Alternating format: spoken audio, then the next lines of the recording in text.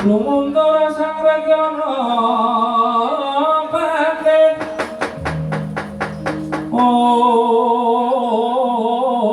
nanging mrawadya bala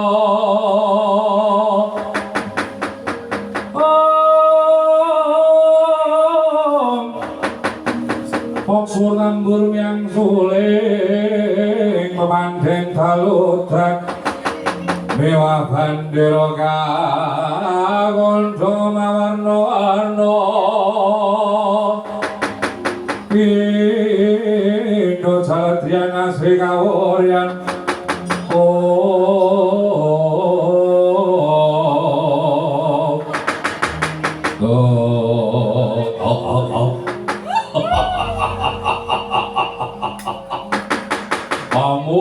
Paman Harya Sengguni ingkang putra Dursasana Cemadung Dawa Paman Harya Sengguni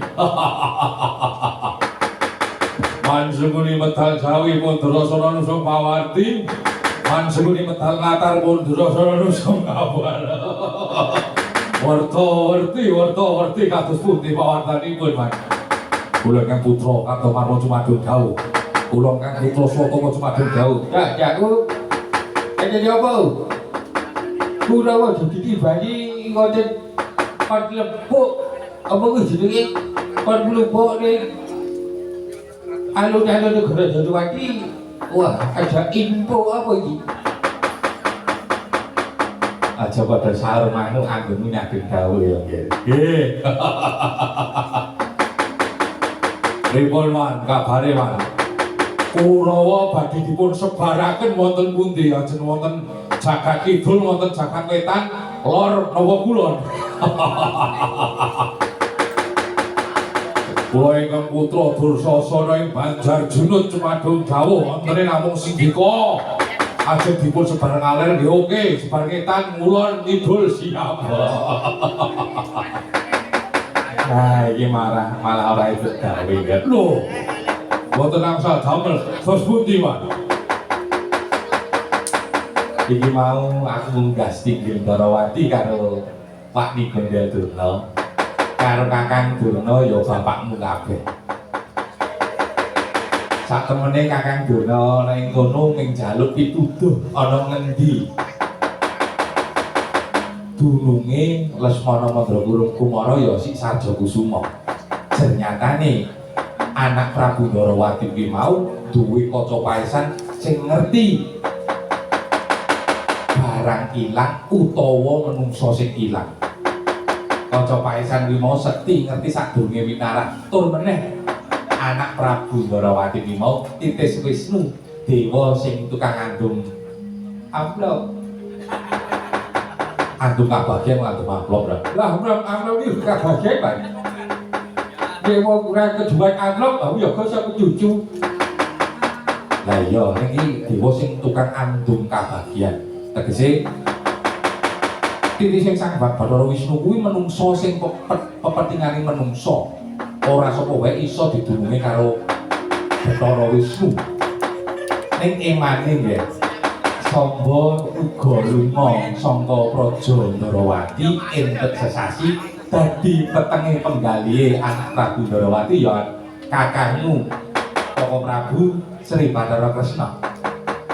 Dadi anak Prabu Ndarawati ora ngerti, ora menehi informasi terkait Sarjakusuma Bima. Wela dalah. Apa makaten?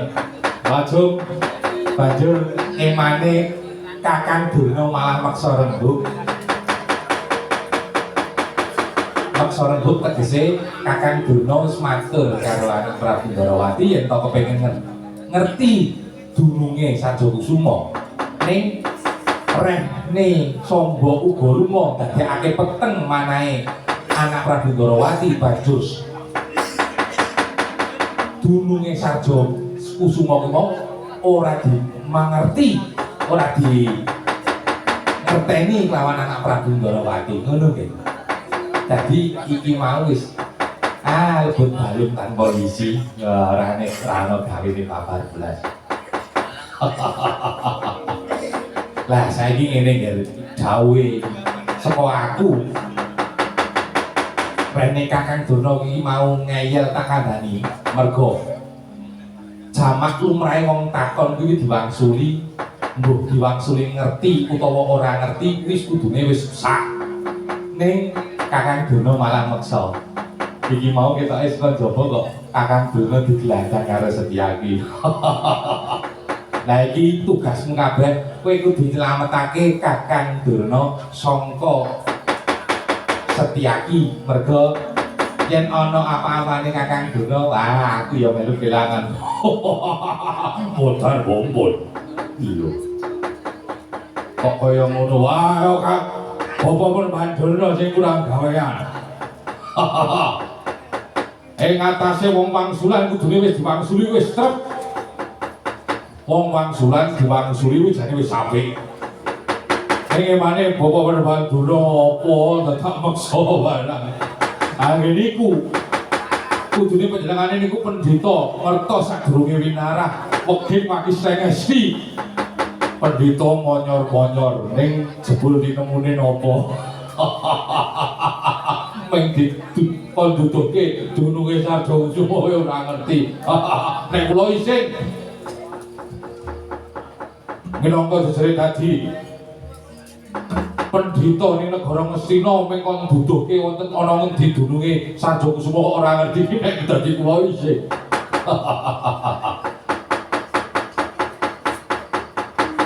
Ning iki kabeh wis kudu gelem ra gelem dilakoni. Mergo nek ana apa-apane Kakang Durna, engko kowe do kapitungan kowe ora duwe guru kanggo ulah tidane wong perang. Nek kula didhawuhi majeng ken nglametke Bapak Pandurna, mriku ateges kula ken wantun kalih Setyaki. Lah iya kowe kudu wani karo Setyaki. Mbok takon Kurawa semene kathah sapa sing wani karo Setyaki. Mboten ana sing wani. Terima kasih mari ra. Weh, coba musuhe, Pak. Setyaki. Oh, nek Setyaki demi Allah kula ora wani, Pak. Kepiye dari ramani kok omong ora. Kartomarma wani ora? Nggih, kula sagah. Swatama nggih, kula sagah. Wih, dirungokke kuwi. Kartomarma Swatama saguh. Oh, kono nek ngarepane harus Setyaki. Nek pengaruh mlebu gede ya kono. Aku ora ngerti kok le kowe iki musuh harus Setyaki kok menang. Dalange sapa tanggapane pira wong karo aku tak tanggapane ning bakulan ngono. Nek ngantek merangke kowe karo Setyaki kok menang Setyaki. Tangeh lamun le. Kok jadi dipikir iki lucu lho, Pak. Lucune piye? Kulawa kabeh nek anggere dilumpuhke kowe kon belang. Kulawa nek anggere dilumpuhke kowe kon belang, belang jelas. Kuwi kalah terus. Bagaimana dia misalnya kalah niku nek kira ngene modal nggih disimpen kono modal nggih modal sik yo. Malah omongan apa? Ngomong aku jago malah ora. Lah saiki iki jenengan niku wanine mek kok Nek wani kono tak jangi dhewe. Patih ora. Saiki nek kok nek kula, kok nek Kakang Duryodana atau Marwaswatawa padha wae pan kabeh do kanak. Saiki coba kula tak ngerti kadidayane sampeyan iku dikasih pira khusus caki ayo. Ayo. Ora wani ayo. Jere ora wani. Oleh kepagi ora. Sing baku ngene lho. Umpama kowe kabeh ora sarujuk utawa ora gelem nayogyani apa sing dadi panyuwun kuwi mau tak catet, tak catet terus bar iki tak aturke anak Prabu Duryodana kowe bakal nampa paukuman mbuh dipidana pati utawa dicopot kelungguhanmu kabeh minangka dadi senopati. Ayo. Dicopot kelungguhane dadi senopati. Iya. Piye nek kowe dicopot kelungguhanmu dadi senopati apa ora dadi kiri meneh kowe? Turut dalan ke kaya gelandangan ngono kae gelem apa kowe? Wong urip iki sing digoleki apa? Wong urip kuwi sing digoleki bondo donya. Wong urip kok sing digoleki mung arep ibadah ibadah padha wae nek ora kerja ora duwe bayar sing akeh tak kira ning padha wae. Oh lah wong tuwa kuwi iblake. Jadi tak takut balik sampeyan cara gagas duit karo pahala milih ndi. Nah aku yo milih duit dan pahala iki boleh kaya ngomong ra marai bareng. Oh lah kok jadi. Ngeten nggih, Pak. Kula kali panjenengan niku nek digagas umure saiki pinten? Saiki umure jerak pira? Aku swidak loro. Aku lho sampun 32. Banyake uripe panjenengan kala tesih muda riye. Dan iki pripun? Tesih muda ngatek dugi sampeyan iki nek dibayangke kaya wong gedhe nggih mboten? Nah iya. Ajine wong urip sak jatane niku ban urip ning alam kono lho. Ora ning alam donya, wong donya ku mung sak geblahe kate. Sesuk nek adil podan piye jan? Adi nguruki emas, adi beli duit, ora mungkin, Bang. Sing iso nulungi awake dhewe iso ning kubur ki ping amal ibadah lho. Kok nek iso wong urip ning alam donya ki urip sing ditresnani, Pak. Ora kaya sampeyan. Urip ditresnani niku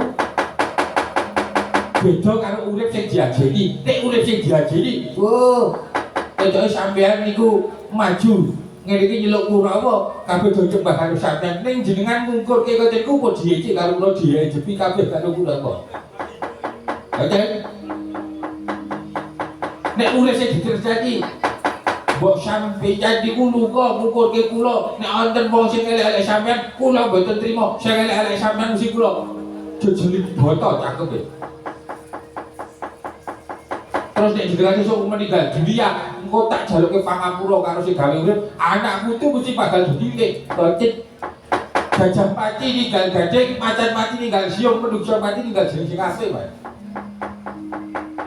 Malah mecan kaya ustad.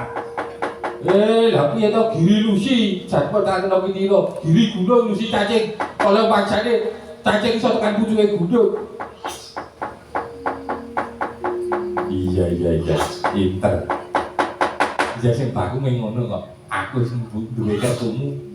Tegese nek umpamane kowe nyambut gawe apik tak aturke elek mesti bakal didukani karo anak Prabu Duryodana. Nek nyambut gawemu elek tak gawe apik ning nggon rapot kuwi mau mesti kowe bakal entuk duit sing akeh, entuk kelungguhan sing apik, uripmu sing kepenak. Nek garek milih kok nggih. Nek kowe kabeh ra gelem manut karo aku, kelakon metu saka anggota Kurawa arep nyambut gawe apa wis ewan golek gawean. Lha iki. Wis manut wae le rasa. Wangkal karo Paman Hari Sukuni. Dibebeno wong tuane awak dhewe. Lajeng kesanipun saiki ketu lungono. Wak niku Duna mesakake wong tuwa diajar karo Setyaki nggih. Legase sekita kula labrake Setyaki.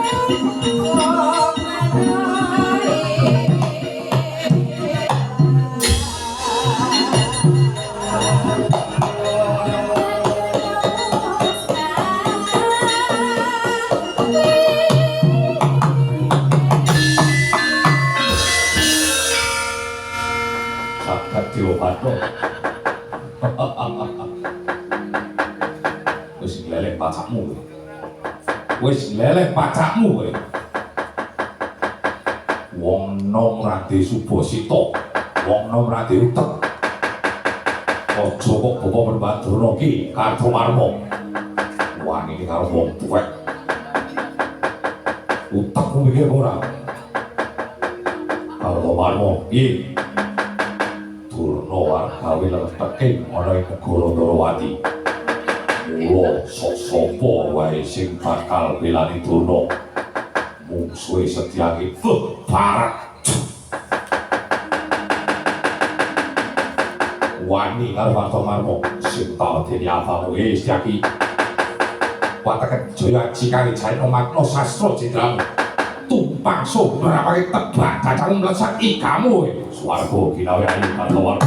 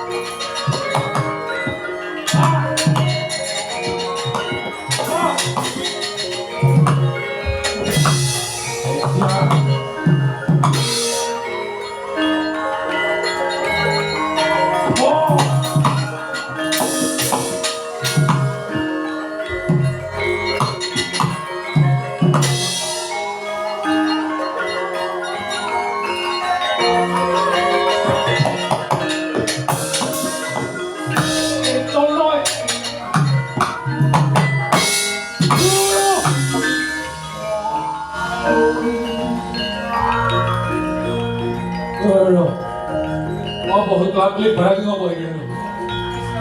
Halo. Waya.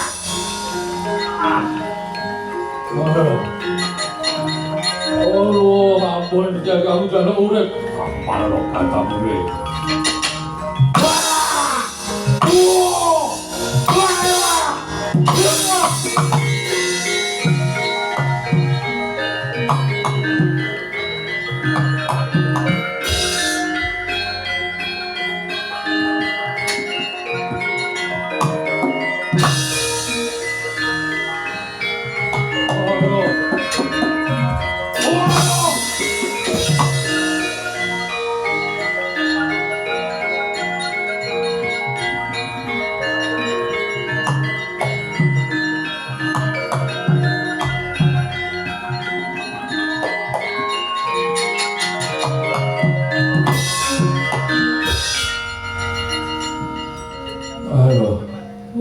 Mati lo, aduh, belum apa?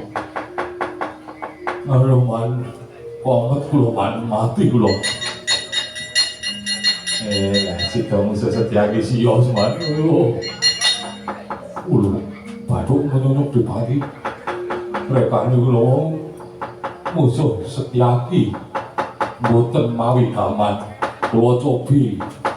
Duel kaki tangan kosong, wah dina mulai Setyaki saya tuwa ora saya ringkih ning malah saya ulet saya prigel elok tenan kula antem kula banting kula uncalke ning boten dadi rasa wah dina mulai Setyaki kaya wong sing wis ngregep jimat wae mati aku banjur kula ngetokke godo kula tokke ajeng kula kepruk Setyaki ning kok Setyaki lagi do pinter.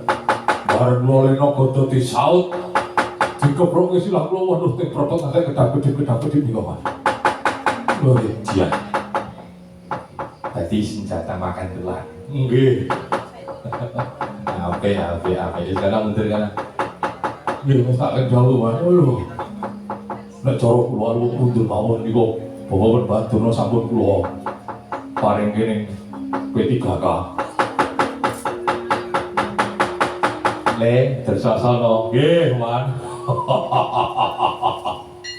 Wonten paring dawuh iki tugasmu saiki jadwalmu saiki. Nggih.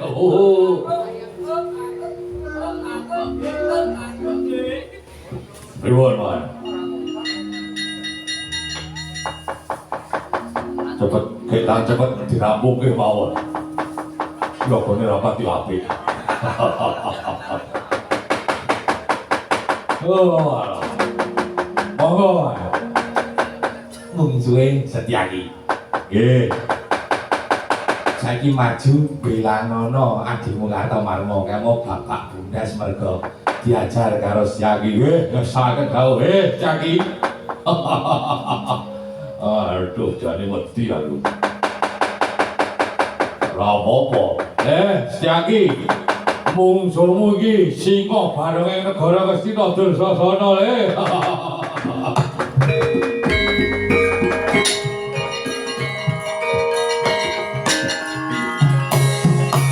Halo. Halo.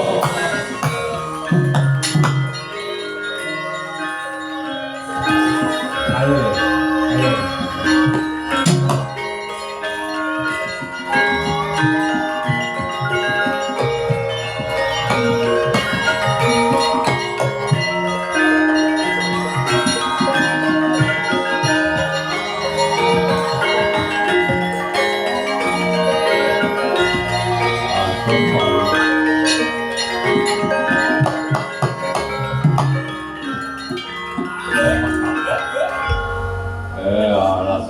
Jeneng wah, kamu delok Setyaki yang mlirik merinding.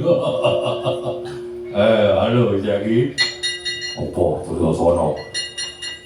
Iki karep apa maju ning pabaratan.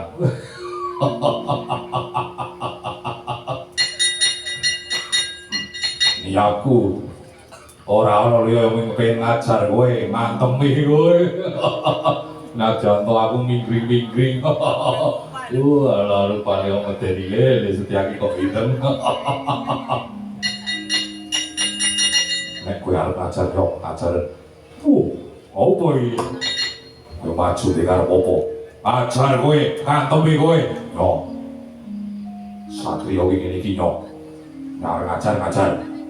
Ora kendel tenan, jan kowe kendel tenan mentalmu dadi tenan.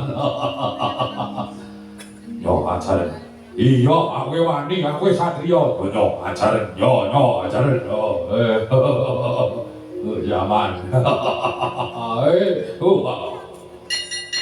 Wong limpe wapres mutar tenan. Butuhmu moro ngajar aku, ajaran. Tenan. Ajaran yo. Gelok tenan. Iki tak gebuk tenan. Yo, kowe lah. Kurang ajar kowe ngece karo kadigdayane Dursasana. Wingi tak go ngampleng prawan langsung peteng ya tadi. Jajar yo mati jeneng aku, ha.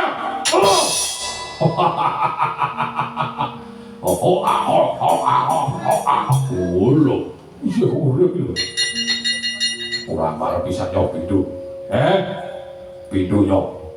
Lho. Mati jeneng aku, ha. Kentenan. Lho apa iki? Kentenan kowe pindu aku yo pindu. Yo. Ora ngomong. Leleng tenan. Gayeng. Kowe pindho, aku yo pindho. Yo, kene pindho yo. Wah. Pisan kas yo. Waduh, kendaraan aku kok. Yo, orang mali. Wah. Orang kesusu. Mau ngetek kowe pindho, aku yo pindho.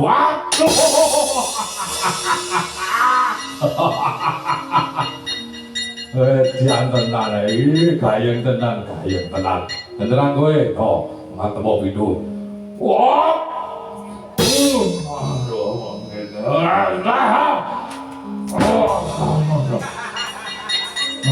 Aduh. Kentena. Dorong mari ya.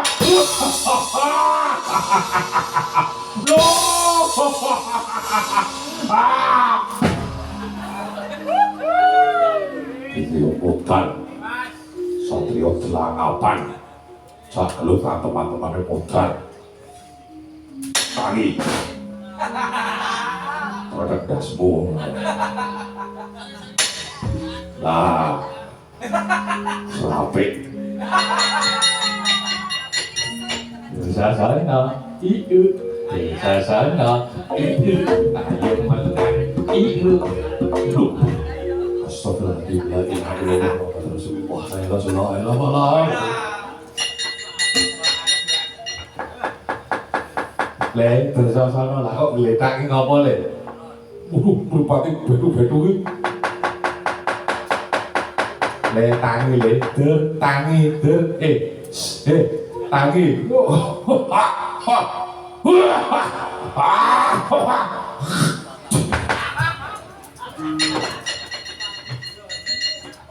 Surah.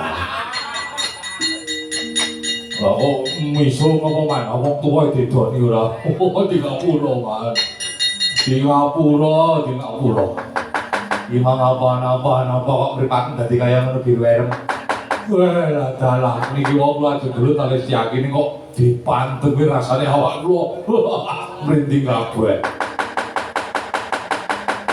Lanjut kowe kalah. Kula ngepruk Setyaki ping 7. Wah, rasane kok ngepruk kijing, Mas. Apa banget. Kula ngepruk duwer kok tangan kula sing lara. Bareng gentenan kali Setyaki sirah kula gepruk ping 7.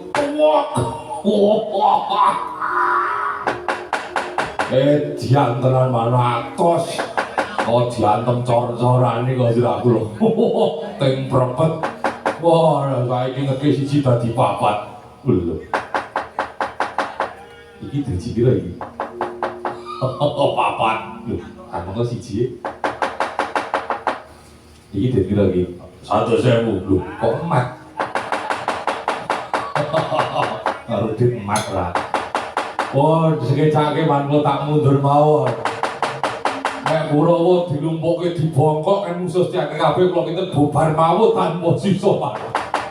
Nika taren kalian Gandurna kersane pripun nek kula kalih mewakili kanca-kanca Kurawa, anak-anak Kurawa saestu boten wonten musuh Setyaki Mas. Oh, Allah.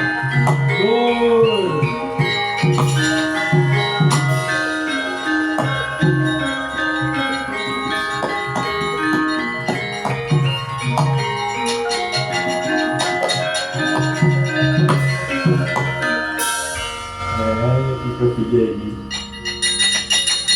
Nang antek iki aku mulih ana negara. Mestina tak kira aku malah entuk idana Kakang Menemban Durna kados pundi Kakang Menemban.